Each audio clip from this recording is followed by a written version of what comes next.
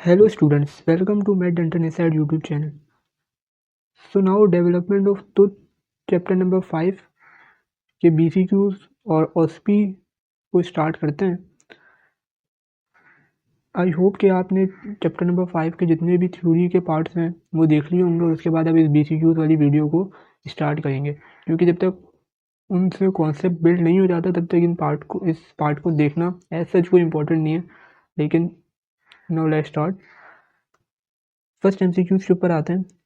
लिखा हुआ है the sequence of layer of enamel organ from outward to inward. सबसे पहले तो तुम्हें इनेमल ऑर्गन की लेयर्स के बारे में पता होना चाहिए कौन कौन सी थी। 4 चीज़ें होती हैं: outer enamel epithelium, inner enamel epithelium, stellate reticulum and stratum इंटरमीडियम।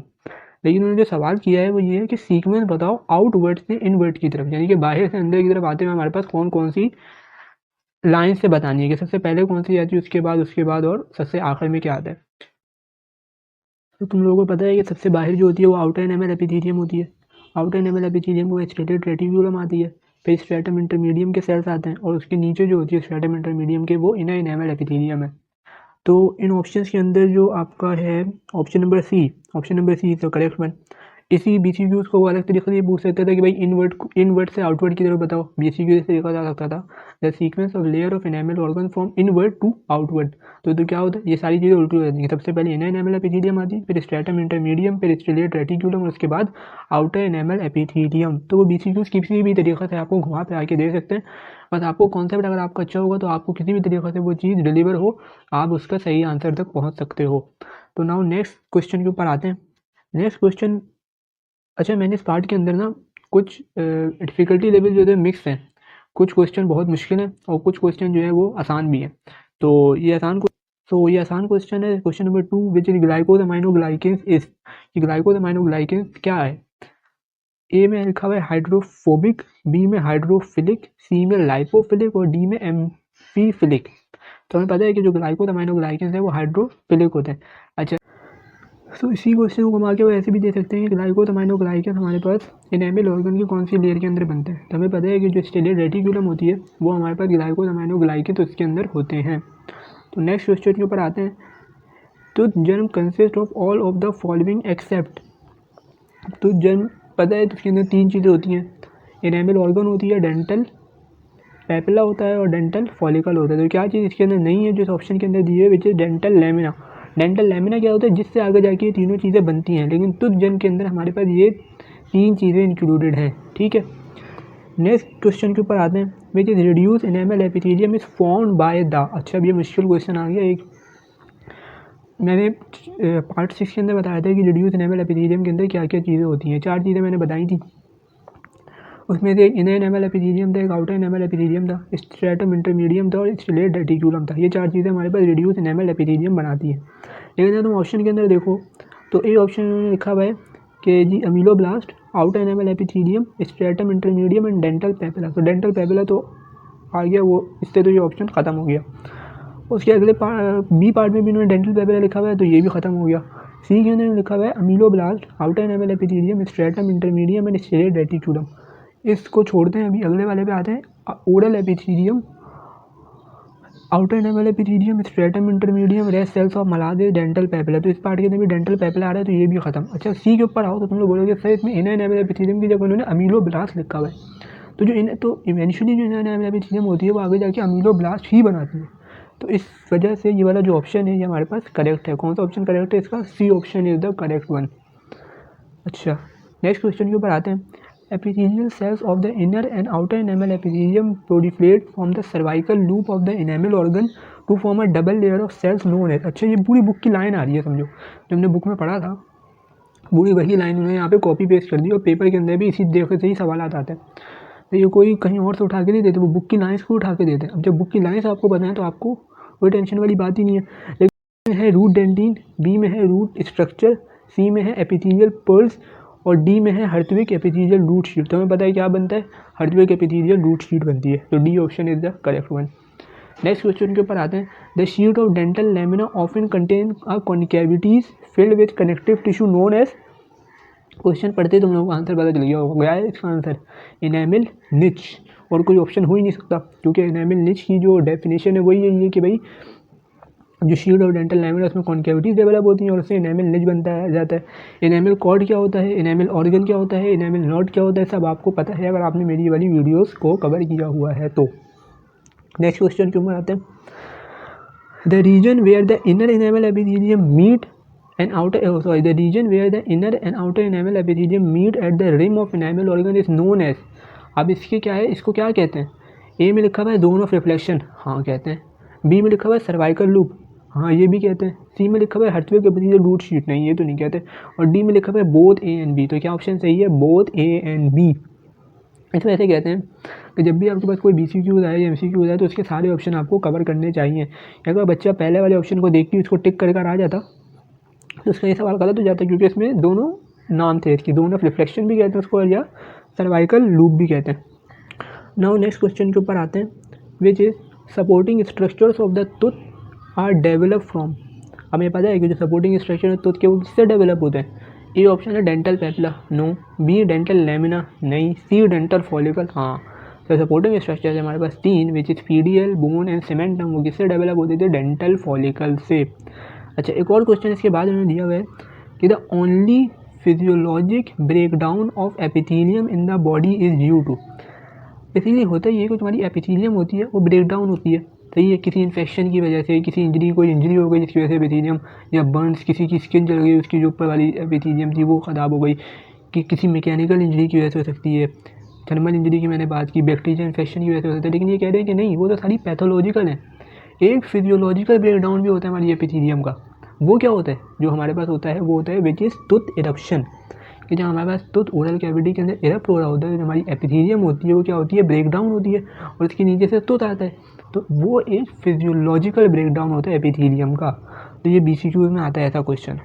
Now next question के ऊपर आते हैं, which is cells of the dental follicle differentiate into.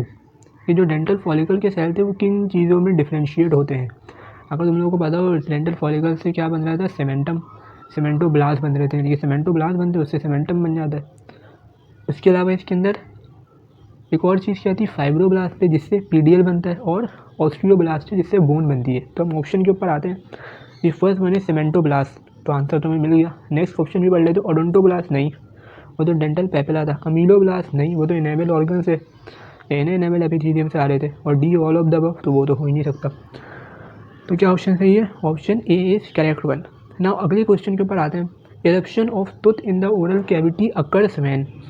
ये सवाल कर रहे हैं कि जब टूथ होता है वो ओरल कैविटी के अंदर इरप्ट होता है, जब वो इरप्ट होता है तो उसकी कितने % रूट जो होती है वो फॉर्म हो गई होती है। 1/3 of the root is form, 2/3 of the root is form, half of the root is form, root completed.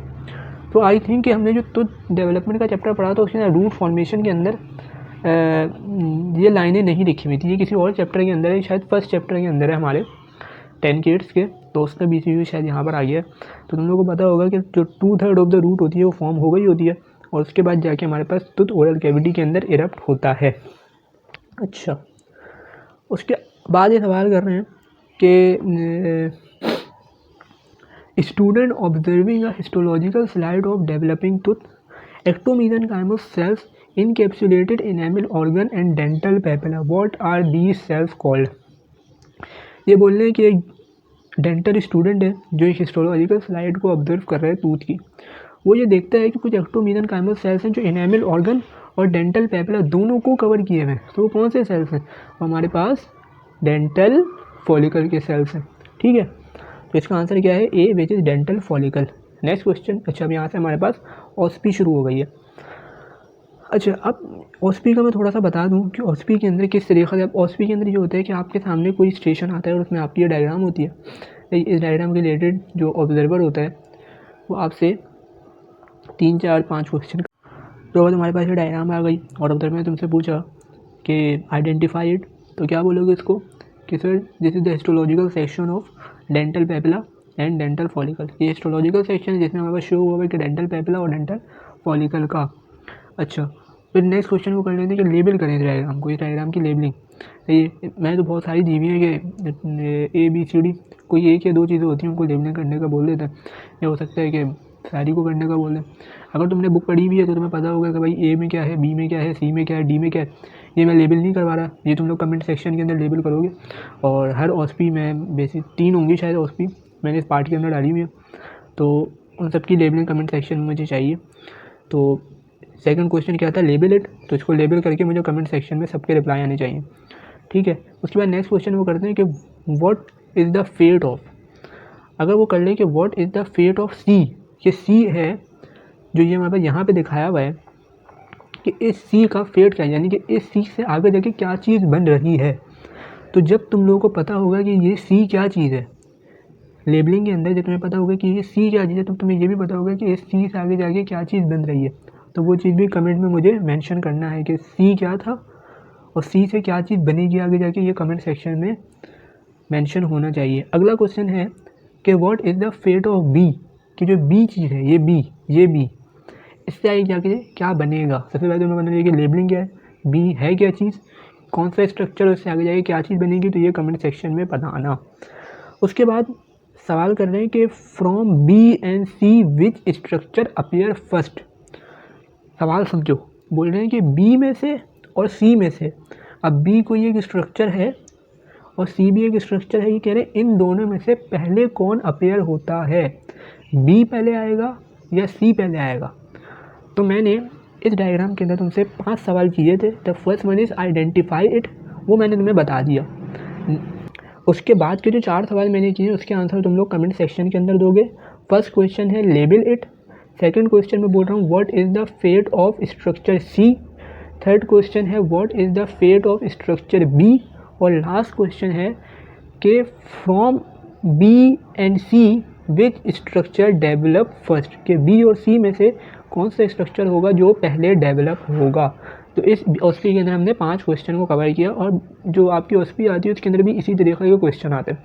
थोड़ा सा आगे पीछे होंगे, लेकिन तभी मैंने बोला था कि जो डायग्राम्स होती है ना वो आपकी सारी आपको कवर होनी चाहिए, तो उसी के रिलेटेड वो क्वेश्चन करेंगे, ठीक है। अच्छा, नेक्स्ट के ऊपर आते हैं। फिर ये एक और डायग्राम आ गई। सबसे पहला वही क्वेश्चन कि आइडेंटिफाई करो कि कौन क्या है। तो ये हमारे पास है कौन सा स्टेज है, तो डेवलपमेंट का कोई स्टेज दिखाया है उन्होंने, कौन सा स्टेज है, कैप स्टेज है तो डेवलपमेंट का।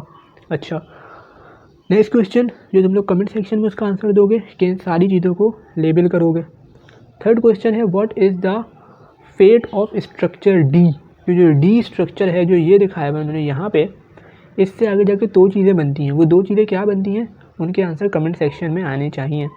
नेक्स्ट क्वेश्चन है what is the fate of structure E, ये जो स्ट्रक्चर है ये वाला, ये है स्ट्रक्चर ई, ये क्या स्ट्रक्चर है और इससे आगे जाके क्या 3 चीज़ें बन रही हैं, सही है। तो ये भी आपके पास कमेंट सेक्शन में मुझे बताना। और नेक्स्ट क्वेश्चन जो है which is what is enamel निच, इस तरह ये क्वेश्चन भी पेपर के अंदर आ जाते हैं ओएसपी के अंदर कि वो किसी चीज़ की डेफिनेशन पूछ लेते हैं। तो इनेमल निच क्या होता है, ये हमने इसी पार्ट के BCQs के अंदर कवर किया था, सही है। तो जो वो पूरी डेफिनेशन थी वही आपकी इनेमल निच की डेफिनेशन है, ठीक है। अच्छा, नेक्स्ट सो नाउ इस ओएसपी के ऊपर आते हैं। अच्छा जी, तो इसके अंदर इन्होंने फर्स्ट क्वेश्चन वही होगा कि भाई आइडेंटिफाई करें इस ओएसपी को। तो ये क्या है, ये हमारे पास रूट फॉर्मेशन की ओएसपी है, सही है। ये 10 किट्स के अंदर नहीं दी हुई ये वाली डायग्राम, तो ये हमारे पास रूट फॉर्मेशन की ओएसपी इन्होंने दिखाई हुई है। और जो नेक्स्ट क्वेश्चन आता है विच इज़ लेबल इट, कि इस डायग्राम को लेबल कर दो। तो लेबलिंग के अंदर ए को बताना है, बी को बताना है, सी को बताना है और डी को बताना है। तो अब तुम लोग ये देख रहे हो कि ए हमारे पास जो होता है, ए के बराबर हमारे पास डेंटीन दिया हुआ है और वो प्री डेंटीन बन रहा है, उसके बराबर हमारे पास इनेमल बन रहा है। तो ए हमारे पास क्या चीज़ हो जाएगी, ए जो है वो ओडोंटोब्लास्ट हो जाएंगे। सी और डी की बात करते हैं तो सी जो होगा वो स्ट्रैटम इंटरमीडियम हो जाएगा, डी जो होगा वो स्टेलेट रेटिकुलम हो जाएगा। तो लेबलिंग करते हैं इसको, ए बी सी डी है, सी डी का ये बता दिया। ई क्या है हमारे पास, ई हमारे पास आउटर इनेमल एपिथेलियम है। दोबारा से एक और दफ़ा बता देता हूँ, ए हमारे पास ओडोंटोब्लास्ट है, जो बी है वो हमारे पास अमीलोब्लास्ट है, जो सी है वो हमारे पास स्ट्रैटम इंटरमीडियम है, जो डी है वो स्टेलेट रेटिकुलम है, और जो हमारे पास ई है वो हमारे पास आउटर इनेमल एपिथेलियम है। और जो इसके अलावा नेक्स्ट क्वेश्चन जो ये करता है वो ये बोलते हैं कि what are the structure form from A and B, कि ए से क्या बन रहा है और बी से क्या बन रहा है। तो जो ए है उससे हमारे पास आगे जाके ओडोंटोब्लास्ट है, उससे आगे जाके डेंटीन बनेगा, और बी हमारे पास अमीलोब्लास्ट है, जिनसे आगे जाके हमारे पास इनेमल बनेगा। सो डेट्स इट, इस पार्ट के अंदर यही था। और let me know in the comment section अगर तुम लोगों को समझ में आया है, सही है, तो मैं इस BCQs की सीरीज़ को आगे भी कंटिन्यू